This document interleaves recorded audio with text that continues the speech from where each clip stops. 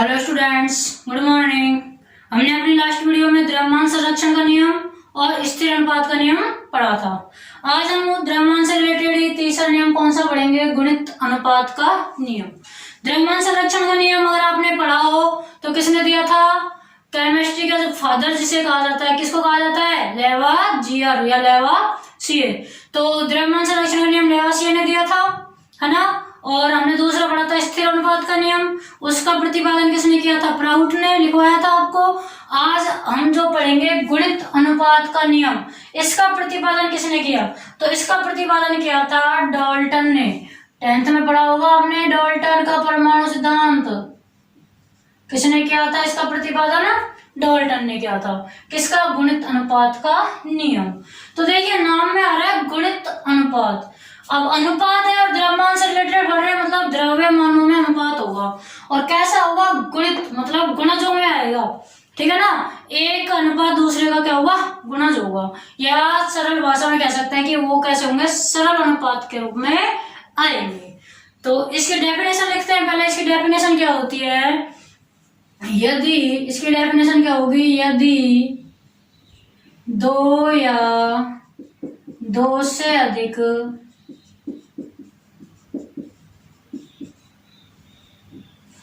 तत्व मिलकर के किसी यौगिक का, यदि दो या दो से अधिक तत्व मिलकर के किसी यौगिक का निर्माण करते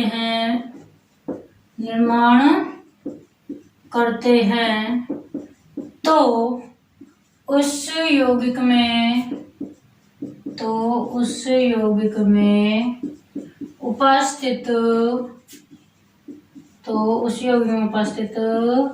तत्वों का द्रव्यमान, तत्वों के द्रव्यमानों, ऐसे लिखो, तत्वों के द्रव्यमानों में अनुपात हमेशा सरल अनुपात होता है।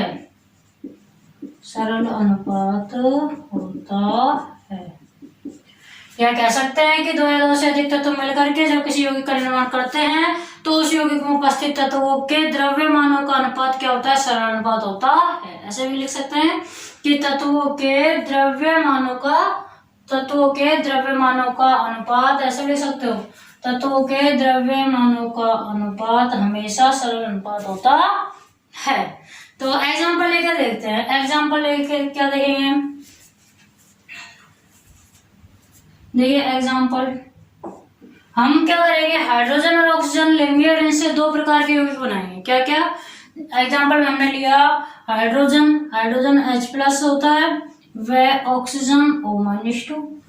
हाइड्रोजन व ऑक्सीजन मिलकर के, तो हाइड्रोजन और ऑक्सीजन H2O भी बनाते हैं। और क्या बनाएंगे? H2O2 बनाते हैं। देखो हमने दो तत्व ले लिए, एक ले लिया हाइड्रोजन, एक क्या ले लिया? ऑक्सीजन। एक ले लिया हमने हाइड्रोजन, एक क्या ले लिया? ऑक्सीजन। तो हम क्या करेंगे? हाइड्रोजन और ऑक्सीजन को मिला करके दो यौगिक बनाएंगे। एक तो यौगिक बनाएंगे H2O और एक कौन सा यौगिक बनाएंगे? H2O2। भाई एक तो है दो या दो से अधिक तत्व मिलकर के किसी यौगिक का निर्माण करते हैं, तो ये दो तत्व ले लिए हमने। अब इनसे एक यौगिक ये बनाएंगे और इनसे ही एक यौगिक ये बनाएंगे। फिर ये जो यौगिक आएंगे इनमें हम क्या है? किसी तत्व का, हाइड्रोजन तो दोनों में दो दो ही है तो बराबर ही आएगा। किसी भी तत्व में या तो हाइड्रोजन का निकाल लेंगे या ऑक्सीजन का, ठीक है ना। इन यौगिकों में किसी भी तत्व के द्रव्यमानों में अनुपात निकालेंगे और देखेंगे कि वो सरल अनुपात में है या नहीं है। अगर आपके अनुपात पॉइंटों में आएगा तो वो सरल अनुपात में नहीं है, पॉइंट या दशमलव में नहीं आ रहा है तो वो सरल अनुपात में है। देखिए कैसे करेंगे? तो आपने H2 और H2O2 बनाते हैं। देखो सबसे पहले जैसे हमें बनाना है H2O, सबसे पहले हम क्या बनाएंगे? H2O। देखो हम पहली बात करते हैं किसकी? H2O की, और हम दूसरी बात करेंगे किसकी? H2O2 की। हाइड्रोजन और ऑक्सीजन मिलकर H2O बनाएगा और H2O2 बनाएगा। भाई इसमें 2 हाइड्रोजन और 1 ऑक्सीजन होंगे, इसमें 2 ही हाइड्रोजन और 2 ही ऑक्सीजन होंगे। तो हमने एक H2O ले लिया और एक क्या ले लिया, H2O2 ले लिया। अब देखो यहाँ हाइड्रोजन और ऑक्सीजन के द्रव्यमान का अनुपात देखो, हाइड्रोजन का द्रव्यमान और क्या देखेंगे, ऑक्सीजन का द्रव्यमान। ऐसे यहाँ हाइड्रोजन का द्रव्यमान, ऑक्सीजन का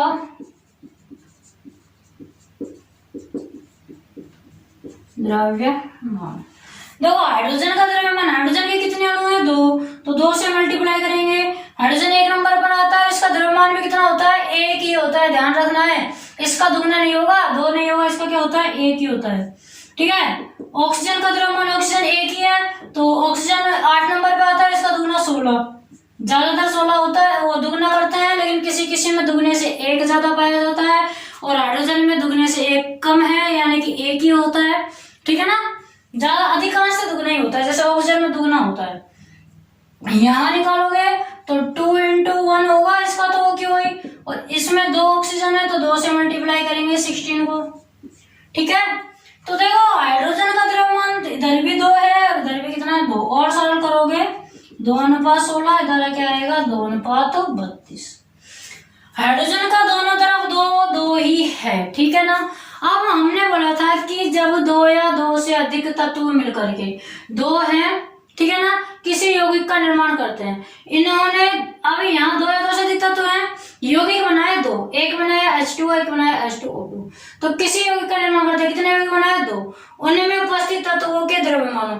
तो इनमें उपस्थित जो तत्व हैं कौन कौन से हैं, इसमें हाइड्रोजन और ऑक्सीजन है, इनके द्रव्यमानों का अनुपात हमने निकाल के देख लिया। इसमें H2O2 में भी हाइड्रोजन ऑक्सीजन है, इनका भी अनुपात हमने निकाल के देख लिया।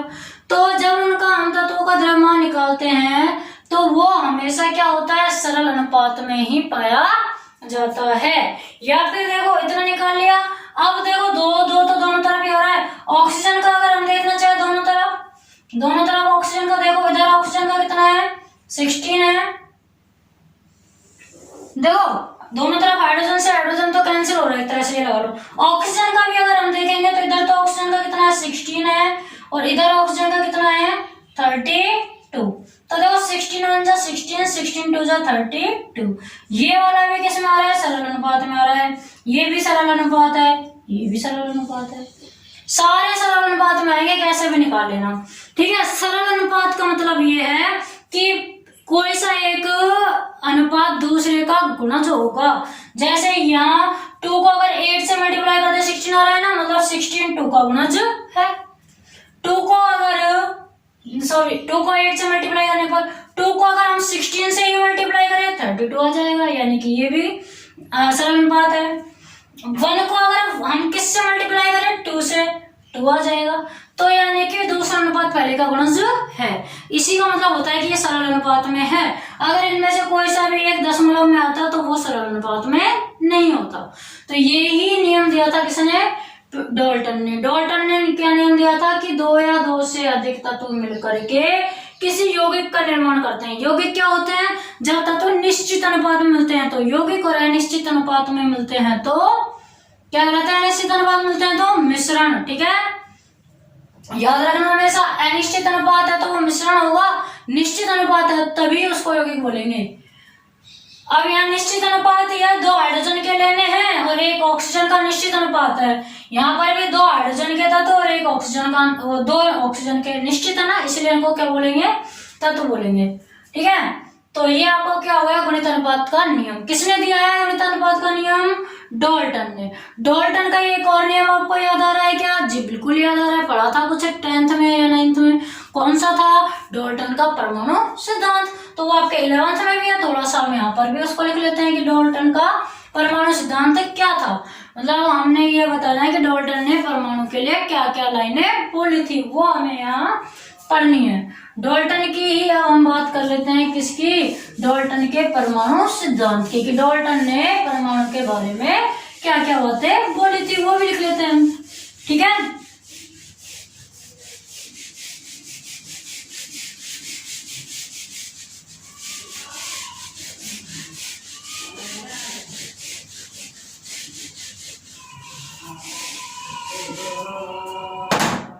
देखिए इधर डाल्टन का परमाणु सिद्धांत।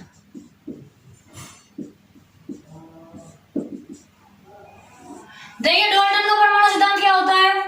तो डाल्टन ने बताया था कि प्रत्येक अणु या तत्व, प्रत्येक अणु की बात करेंगे कि प्रत्येक अणु बहुत सूक्ष्म, इतने सूक्ष्म कि उनको देखा ही नहीं जा सकता, और अविभाज्य कणों से मिलकर के बना होता है। और उन अविभाज्य कणों को क्या कहा जाता है, परमाणु कहा जाता है। उन अविभाज्य कणों को क्या कहा जाता है, परमाणु कहा जाता है। डाल्टन ने क्या कहा था कि प्रत्येक परमाणु, डाल्टन ने पहला नियम क्या दिया था, देखो डाल्टन के अनुसार आप लिखोगे, डाल्टन के अनुसार क्या होगा, डाल्टन के अनुसार पहला है प्रत्येक अणु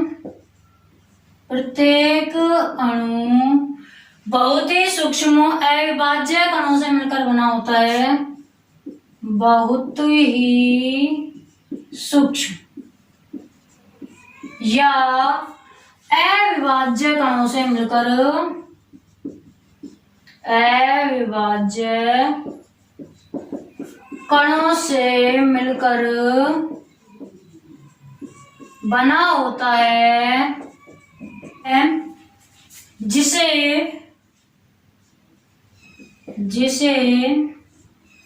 क्या कहा जाता है, परमाणु, जिसे परमाणु कहा जाता है। ठीक है ना। डाल्टन ने बताया कि प्रत्येक अणु बहुत ही सूक्ष्म या अविभाज्य कणों से मिलकर बना होता है, जिसे क्या कहते हैं, परमाणु कहते हैं। फिर उसने दूसरी बात बताई कि एक ही तत्व के परमाणु तो क्या होंगे, समान होंगे, जबकि अलग अलग तत्व के परमाणु क्या हो सकते हैं, अलग अलग हो सकते हैं। क्या बात बताई उसने कि एक ही तत्व के परमाणु, ठीक है ना, एक ही तत्व के परमाणु एक समान। सेकंड उसने बात बताई थी, एक ही तत्व के परमाणु एक समान, जबकि अलग अलग तत्वों के परमाणु अलग अलग प्रकार के होते हैं, अलग अलग प्रकार के होते हैं। डाल्टन ने सेकंड बात अब आपको ये बता दी, पहला परमाणु की डेफिनेशन दे दी, उसके बाद उसने बोला कि एक ही तत्व के अंदर जो परमाणु होंगे वो सारे समान होते हैं। एक तत्व के अंदर के सारे परमाणु क्या होंगे, समान होंगे, लेकिन अलग अलग तत्वों में उपस्थित परमाणु अलग अलग होंगे। जैसे हम बात करें हाइड्रोजन और ऑक्सीजन की, तो हाइड्रोजन के अंदर जितने भी परमाणु होंगे वो सारे क्या होंगे, एक समान होंगे। ऐसे ही ऑक्सीजन के अंदर भी क्या होंगे, सारे एक समान होंगे। लेकिन हाइड्रोजन के अंदर जो परमाणु है और ऑक्सीजन के अंदर जो परमाणु है वो दोनों क्या होंगे, आपस में अलग अलग होंगे। ठीक है। एक ही तत्व में उपस्थित सभी परमाणु क्या होंगे, समान होंगे, लेकिन अलग अलग तत्वों में उपस्थित जो परमाणु होंगे वो क्या होंगे, अलग अलग प्रकार के होंगे। ये उसने सेकंड बात बोली थी। अब देखिए थर्ड बात उसने क्या बोली थी, थर्ड बात देखिए उसकी। थर्ड उसने बोला था कि प्रकृति में परमाणु स्वतंत्र अवस्था में नहीं पाए जाते। क्या बोला उसने कि प्रकृति में परमाणु का स्वतंत्र अस्तित्व तो नहीं होता है। उसने बोला प्रकृति में परमाणुओं का स्वतंत्र अस्तित्व स्वतंत्र रूप से कोई अस्तित्व नहीं होता है, कोई अस्तित्व नहीं होता है। किंतु देखो डाल्टन ने बोल दिया कि स्वतंत्र रूप से तो परमाणु नहीं पाए जाते हैं, ठीक है, यानी प्रकृति में हमें परमाणु नहीं दिखते हैं, अविभाज्य तो वैसे भी नहीं दिखेंगे, लेकिन उसने ये भी बोला कि स्वतंत्र रूप में पाए ही नहीं जाते हैं, लेकिन अभिक्रियाओं में ये स्वतंत्र रूप से भाग लेते हैं, अभिक्रियाओं में ये स्वतंत्र रूप से भाग लेते हैं। किंतु रासायनिक अभिक्रियाओं में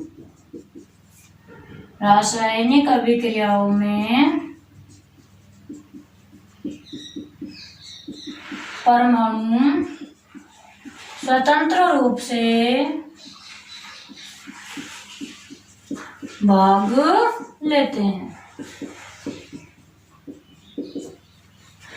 स्वतंत्र रूप से भाग ले सकते हैं, यानी कि परमाणु हम रिएक्शन जब भी करवाते हैं तो हम वहां पर परमाणु को लिख सकते हैं, लेकिन प्रकृति में वो स्वतंत्र रूप से कहीं भी नहीं पाए जाते हैं। ठीक है, और नेक्स्ट हम क्या लिख सकते हैं, अलग अलग तत्वों के परमाणु मिलकर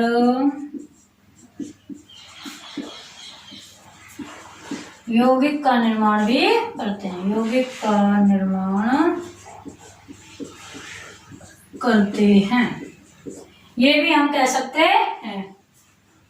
अलग अलग तत्वों के परमाणु मिलकर यौगिक का निर्माण भी करते हैं, क्योंकि हमें पता है अलग अलग तत्वों में अलग अलग प्रकार के परमाणु होंगे, पहले बता दिया उसने सेकंड डेफिनेशन में।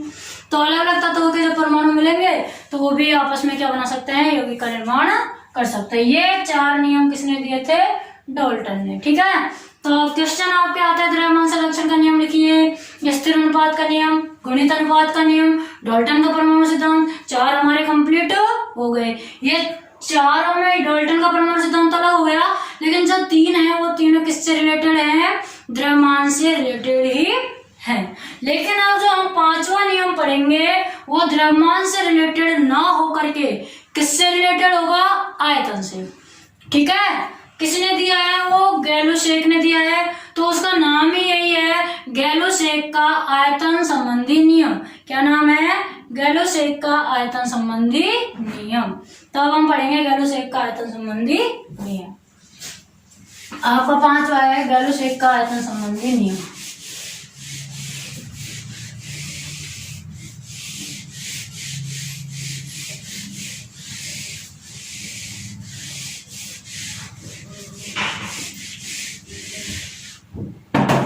देखिए आपका 5वां कौन सा है, गैलोसेक का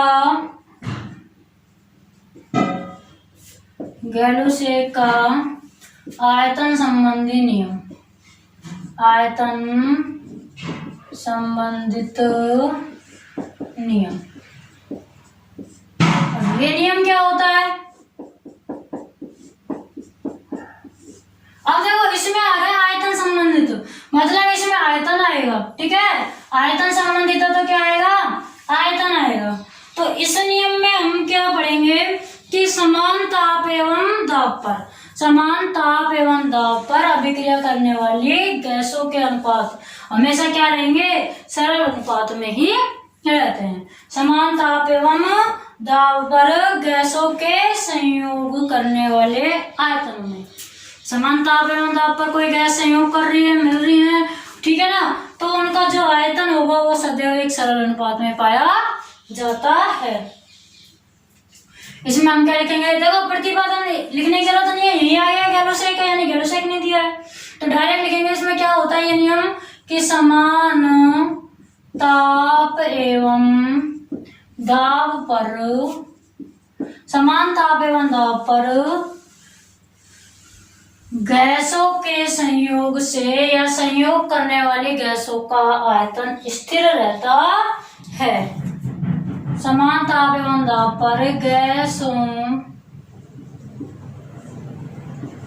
के संयोग, समान ताप एवं दाब पर गैसों के संयोग करने वाले, गैसों के संयोग करने वाले आयतनों में सरल अनुपात पाया जाता है, सरल अनुपात पाया जाता है। देखो गैलोसेक क्या कहता है कि समान ताप और समान दाब पर जब कोई गैस आपस में संयोग करती हैं, मिलती हैं, जैसे हाइड्रोजन और ऑक्सीजन ही मिलकर क्या बनाती हैं, H2O जल का निर्माण करती हैं। तो हाइड्रोजन और ऑक्सीजन जब मिलेंगी तो उनके जो गैस हैं, यानी कि हाइड्रोजन और ऑक्सीजन, उन गैसों के आयतनों में, आयतन मतलब कितने कितने अनुपात में वो मिल रही है, उनके अणु कितने कितने अनुपात मिल रहे हैं, आयतनों में भी क्या पाया जाता है, सरल अनुपात पाया जाता है। इससे पहले हमने जो पढ़ा था ना, कौन सा पढ़ा था, स्थिर अनुपात का नियम या गुणित अनुपात का नियम, उसमें हम यौगिक में उपस्थित तत्वों के द्रव्यमानों का अनुपात देखते थे। किसका?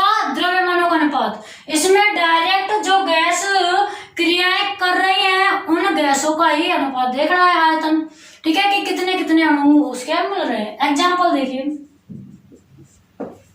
देखो इसका एग्जाम्पल हमने ले लिया, जैसे हाइड्रोजन और ऑक्सीजन मिलकर के 2H2 ले लिया और एक क्या ले लिया, O2, क्या बना लेंगे, 2H2O, यही बनेगा। देखो हाइड्रोजन के 4 हैं, यहाँ भी देख लो 2 2 जो 4, 2 दूनी 4, हाइड्रोजन के 4 हैं। यहाँ ऑक्सीजन के 2 हैं, यहाँ आगे 2 लग रहा है, मतलब ये 2 ऑक्सीजन के भी हैं, तो ऑक्सीजन भी क्या है, 2। संतुलित है समीकरण आपकी। तो अब आपसे बोला गया है, क्या बोला गया है कि समान ताप एवं दाब पर, ये जो अभिक्रिया हो रही है ना, इसमें ताप और दाब दोनों क्या है, समान है। गैसों के सहयोग करने वाले आयतनों में, जब गैसों ने आपस में संयोग किया, ये दोनों गैसें जब आपस में मिली, तो जो आयतन आएगा वो उसमें क्या होगा, सरल अनुपात होगा। तो यहाँ हम हाइड्रोजन का और ऑक्सीजन का आयतन निकाले, यदि क्या निकालेंगे, हाइड्रोजन का आयतन और ऑक्सीजन का आयतन। देखो इसमें हाइड्रोजन का आयतन, हाइड्रोजन का आयतन और ऑक्सीजन का आयतन।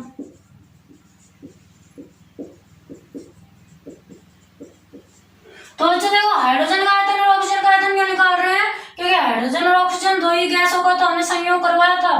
तो इसमें देखो हाइड्रोजन के कितने हैं अणु आपके पास में, 2 तो ये रहे, 2 नीचे हैं, 2 दूनी कितने हो गए, 4 हो गए, 2 गुना 2 4 हो गए। ऑक्सीजन में देखो यहाँ तो कुछ भी नहीं है, 1 मान सकते हो, यहाँ कितने हैं, 2, 2 1 कम 2, या फिर हम क्या रखेंगे, 2। तो ये हो रहे हैं आपके 2 दूनी 4 और ये हो रहे हैं 2। अब आपको इसको और सरल रूप में लिखना है, तो हम क्या लिख सकते हैं, देखो 2 से 2 दूनी 4 और 2 1 कम 2, तो सरल अनुपात ही है ना, 4:2, ऐसे भी लिख सकते हो, ये भी सरल अनुपात है। 4 इस 2 का क्या है, गुणज है। कोई भी एक अनुपात दूसरे का गुणज होना चाहिए, सरल अनुपात बन गया। यहाँ पर उल्टा हो गया, यहाँ पर भी 1 का गुणज 2 है, ठीक है। तो ये आपका क्या है, गैलोस-1 का आयतन संबंधी नियम। तो आपको ये सारे आज 5 नियम कंप्लीट हो गए, मतलब 3 नियम आज हो गए, 2 कल पढ़े थे, टोटल 5 नियम आपको कंप्लीट लर्न होने चाहिए। इससे आगे के नियम हम अपने नेक्स्ट वीडियो में पढ़ेंगे। Okay students, thank you.